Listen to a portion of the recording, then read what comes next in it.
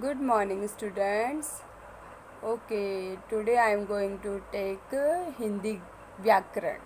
तो बच्चों, आज मैं आपको हिंदी व्याकरण पढ़ाऊँगी और इसका पाठ जो है पहला ही है, क्योंकि अभी तक हमने हिंदी रीडर भी पढ़ लिया है और व्याकरण अभी आपका पहला पाठ ही आज स्टार्ट होगा। तो चलिए फटाफट स्टार्ट करते हैं। फर्स्ट पार्ट में आपको पता ही है, जैसे हमेशा अधिकतर आपका भाषा और व्याकरण ही होता है चैप्टर, तो वही है हमारा भाषा और व्याकरण। तो मैं जल्दी जल्दी पढ़ती हूँ पर, और उसके बाद आप भी समझना, ध्यान से पढ़ा। ओके। दूसरों की बात समझना और उनको अपनी बात समझाना ही विचारों का आदान प्रदान करना। विचारों को व्यक्ति के समक्ष लिखकर या बोलकर प्रकट करना ही भाषा कहलाता है। अब जैसे हम किसी और को अपनी बात समझाते हैं, किसी और की बात समझते हैं, यानी विचारों का आदान प्रदान करना। और दूसरे व्यक्ति हमको अपनी बात लिखकर या बोलकर किसी न किसी प्रकार समझाता है, तो वो जिस प्रकार हम उसको समझाते हैं या वह हमको समझाता है, वो हमारी भाषा कहलाती है। ओके। भाषा व्याकरण का वह रूप है जो व्याकरण में निष्पक्ष रूप से स्पष्ट होता है। प्रत्येक भाषा की एक वर्णमाला होती है। भाषा के अनेक वर्ण होते हैं जिनका एक क्रम होता है। भाषा की एक लिपि होती है। हमारी राजभाषा हिंदी है। भाषा का ज्ञान व्यक्तित्व के विकास, सामाजिक संबंधों व अन्य कई संबंधों के लिए परम आवश्यक है। भाषा एक ऐसा साधन है जिसके द्वारा हम अपने विचारों को व्यक्ति के समक्ष किसी भी रूप में प्रकट कर सकते हैं। भाषा द्वारा ही दूसरों के विचार समझे जाते हैं। अब देखिए बच्चों, अगर भाषा ना हो, जैसे जिसको जो हिंदी आती है तो हिंदी में अपनी बात कहता है, जिसको बंगाली आती है वो बंगाली में कहता है, मतलब वो हमारी भाषा है। हम जिस रूप में अपनी बात को समझा सकते हैं वो हमारी भाषा कहलाती है। ओके। अब भाषा तो यहाँ पे कई प्रकार की दी है, जैसे मैं आपको 2-3 के नाम पढ़ के बताती हूँ। हिंदी, संस्कृत, सिंधी, पंजाबी, बंगला, मणिपुरी, मराठी, मलयालम, लाइक बहुत सारी। अब आ जाइए आगे। भाषा को हम किसी व्यक्ति के समक्ष बोलकर अथवा लिखकर प्रकट करते हैं। अपनी भाषा दूसरों के समक्ष प्रकट करने के लिए भाषा के रूपों यानी भेदों का ज्ञान होना आवश्यक है। भाषा के भेद कितने हैं? भाषा के मुख्य रूप से 2 भेद होते हैं। एक है पहला मौखिक भाषा, दूसरा है लिखित भाषा। एक तो हम अपनी बात मुँह से बोलकर बताते हैं, और मुँह से बोलकर नहीं बताते तो लिख कर बता देते हैं। ठीक है। अब मौखिक भाषा मुख से बोलने जाने वाली वह भाषा जिसे सुनकर अन्य लोगों के भावों एवं विचारों को समझते हैं, मौखिक भाषा कहलाती है। जैसे 2 लोगों की बातचीत, रेडियो पर प्रसारित होते समाचार। अब यहाँ पे जो 2 लोग बात कर रहे हैं तो वो आपस में बात कर रहे हैं, तो अपनी बात मुंह से बोल कर समझा रहे हैं। ठीक है। और रेडियो से प्रसारित होने वाले समाचार, उसमें क्या है, हम रेडियो सुन रहे हैं, सुनने का काम कर रहे हैं। ठीक है। एंड वक्ता का मंच पर भाषण देना, तो वक्ता जब भाषण दे रहा है वो बोल रहा है और बाकी लोग सुन रहे हैं। ठीक है। कक्षा में अध्यापक व विद्यार्थियों की बातचीत। अब कक्षा में जब टीचर बोलता है विद्यार्थी सुनते हैं, और उनको अगर कोई आंसर, कोई क्वेश्चन क्लियर नहीं होता है तो वो बच्चे अपनी बात रखते हैं कि सर ये हमको क्वेश्चन समझ नहीं आया। तो इस तरह से ये भाषा का आदान प्रदान होता है। लिखित भाषा।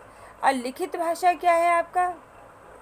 जब हम लिखकर समझाते हैं, जब हम अपने भाव या विचार लिखकर प्रकट करते हैं और दूसरों के भाव या विचार स्वयं पढ़कर समझते हैं, तो भाषा का यह रूप लिखित भाषा कहलाता है। जैसे जैसे हमारे मन में कोई भाव आया, विचार आया, तो हम अपनी बात को लिखकर प्रकट करते हैं। जैसे चिट्ठी लिखते थे हम पहले के टाइम में, तो चिट्ठी लिखकर हम अपनी बात को कहते थे, और दूसरों के भाव या विचार को स्वयं पढ़कर हम समझते हैं। तो ये लिखना और पढ़ना ये हमारा लिखित भाषा का रूप है। ठीक है। अब बालकों द्वारा उत्तर पुस्तिका पर लिखना। अब जो बच्चे हैं, बच्चे क्या करते हैं, उत्तर पुस्तिका आंसर जो आप कर रहे हो, लाइक आंसर मैं आपको पढ़ाती हूँ तो आप मुझे आंसर शीट में आंसर लिखकर देते हो। लेखक द्वारा कहानी लिखना, लेखक कहानी लिख रहा है, ठीक है। अब कंप्यूटर की बोर्ड द्वारा स्क्रीन पर कुछ लिखना, कंप्यूटर की बोर्ड, ठीक है। तो ये आपका हो गया कीबोर्ड पे, कीबोर्ड हम यूज़ करते हैं और मॉनिटर पे सारा प्रिंट होता रहता है, ठीक है। एंड पत्र लिखना, ये सब आपका लिखित भाषा में आता है। अब बताइए लिपि, लिपि क्या है? जब भी हम कुछ बोलते हैं तो हमारे मुख से अनेक ध्वनियाँ निकलती हैं। इन ध्वनियों को लिखने के लिए कुछ विशेष चिन्हों का प्रयोग किया जाता है। इन चिन्हों के लिखने की विधि लिपि कहलाती है। जो लिपि कहलाती है, जो विधि होती है ना, इन चिन्हों के लिखने की विधि को लिपि कहा जाता है। भाषा को लिखने की विधि का ढंग को लिपि कहते हैं। भाषा के लिखने की विधि का ढंग को लिपि कहते हैं। अब प्रत्येक भाषा की अपनी लिपि है, जैसे हिंदी भाषा की देवनागरी लिपि है, अंग्रेजी भाषा की रोमन, पंजाबी गुरुमुखी, उर्दू अरबी फारसी बोलते हैं उसको, ठीक है। अब हिंदी भाषा की लिपि देवनागरी है, हिंदी हमारी राजभाषा है। अब व्याकरण में आएगा आपका व्याकरण। भाषा को शुद्ध रूप से बोलने, लिखने एवं पढ़ने के लिए व्याकरण का ज्ञान अति आवश्यक है। व्याकरण से तात्पर्य भाषा संबंधी नियमों के शास्त्र से है। जिस शास्त्र द्वारा हम भाषा को शुद्ध रूप से बोलना, लिखना व पढ़ना सीखते हैं उसे व्याकरण कहते हैं। व्याकरण भाषा के प्रमुख तीनों अंगों पर प्रकाश डालता है। अब देखिए, जैसे कि व्याकरण के प्रमुख 3 अंग होते हैं। अब वो व्याकरण के अंग कितने होते हैं? 3, वर्ण, शब्द एवं वाक्य। इनके विषय में आगे के अध्यायों में विस्तार से बताया जाएगा, ठीक है। अभी इस चैप्टर में इतना समझाया गया था, बट एक्सरसाइज भी मुझे दिख रही है और आई थिंक बहुत छोटी है और अच्छी भी है। ट्रू फॉल्स हैं, fill in the blanks and 2 ही प्रश्न हैं, तो चलो फटाफट कर लेते हैं इनको भी। We solve. ओके, सही कथन के सामने सही तथा गलत के सामने गलत का निशान लगाइए।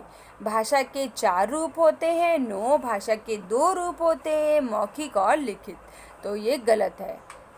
सेकंड है, हिंदी की लिपि देवनागरी है। यस, हिंदी भाषा की लिपि देवनागरी है, बिल्कुल सही। व्याकरण से हम केवल कविता लिखना सीखते नहीं, व्याकरण से तो हम अपनी भाषा सब कुछ शुद्ध करते हैं, तो ये भी रॉन्ग आपका। अब घा पे आ जाइए। वर्ण, शब्द, वाक्य भाषा के अंग है। हाँ, जो भाषा के अंग नहीं है, ये व्याकरण के अंग है, ये व्याकरण के अंग है, तो ये भी गलत आपका। अब आ जाइए सेकंड, रिक्त स्थान के उचित शब्द लिखिए।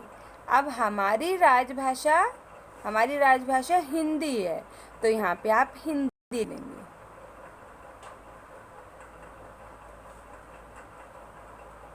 ठीक है। उसके बाद है आपका अंग्रेजी लिपि रोमन। भाषा के डैश रूप होते हैं, भाषा के 2 रूप होते हैं, 2। भाषा को शुद्ध रूप से पढ़ना, लिखना व बोलना सिखाने वाले शास्त्र को व्याकरण कहते हैं। व्याकरण। अब आ जाइए प्रश्नों के उत्तर पे। भाषा किसे कहते हैं? तो बच्चों इसका आंसर है, मैं आपको इसके पेज भेज दूंगी, बट मैं आपको पेज नंबर बता दे रही हूँ। उस पेज में आंसर है, आप उस पेज से आंसर निकाल लेना। ये भाषा किसे कहते हैं, इसका आंसर है आपका पेज नंबर पहले ही पेज में है और उसकी दूसरे लाइन में है। दूसरे विचारों को व्यक्ति के समक्ष लिखकर या बोलकर प्रकट करना ही भाषा कहलाता है। बस इतना आपका जो है ये आपका फर्स्ट आंसर है। तो 1 मैं लिख भी दे रही हूँ साथ साथ, तो फर्स्ट आंसर है ये आपका। ओके स्टूडेंट्स, नेक्स्ट है आपका लिपि किसे कहते हैं? लिपि किसे कहते हैं? तो लिपि स्टूडेंट्स है आपका पेज नंबर, इसका खोलेंगे आप 7, पेज 7 में खोलेंगे।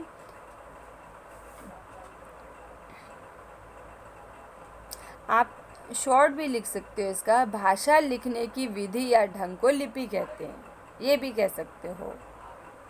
ठीक है, आई थिंक हम यही करवा लेते हैं, यही वाला आप लिख देना। भाषा को लिखने की विधि या ढंग को लिपि कहते हैं। ठीक है, second answer, it's a very small answer. तो इस तरह से आपका ये आज पार्ट कंप्लीट होता है। तो आप ये जो है आंसर फटाफट लिखकर मेरे को जल्दी से जल्दी सेंड करेंगे। मैं देखूंगी कौन बच्चा मेरे को सबसे जल्दी अपनी कॉपी सेंड करता है। ठीक है, चलिए अब आज के लिए इतना ही। Okay, thank you very much, bye bye.